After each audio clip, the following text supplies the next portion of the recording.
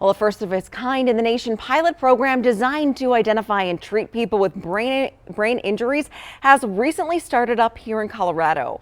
In order to qualify, participants must be found incompetent to move forward in a court proceeding and are already receiving competency services or on the wait list.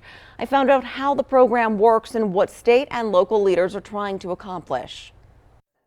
24 years altogether. That's the total amount of time 54-year-old Markel Taylor Sr. has spent in prison. He says his life started spinning out of control after a car wreck when he was 9 years old. He hit his head on the dashboard. Busted my eye wide open. Add to that a tough childhood. Growing up in less than valuable environments, environments of domestic violence, drugs, alcohol. That rewires a child's brain, definitely. Markel turned to drugs and violence not long after. I have 7 felonies. He was in and out of jail. Then he got help through a program at the Denver County Jail. They were like, you have a TBI, prefrontal cortex damage. They did the screening. They came down and did the entire assessment.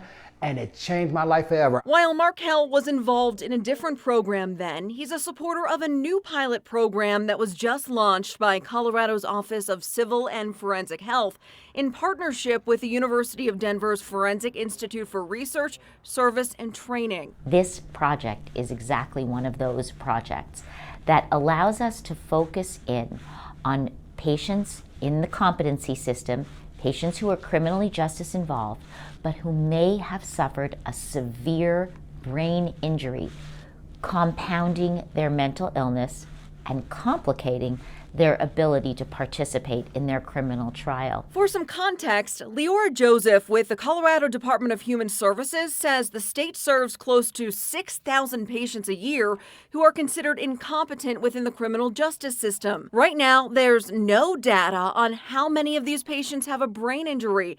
Getting that data is one of the goals. Our clinicians will do an interview with the individual, a clinical interview. Then our clinicians will do a number of assessments that are specific to identifying brain injuries, the symptoms associated with brain injuries, and being able to really identify what some of those deficits are, as well as what the strengths are. So how to best capitalize on the resources that would be the most helpful for this individual. Jennifer McMahon with the University of Denver says the group hopes to serve around 400 people during the 2-year pilot. The goal for each is to restore them to competency for a court hearing and keep them from reoffending. To do this program, this was way overdue. May even open Pandora's box.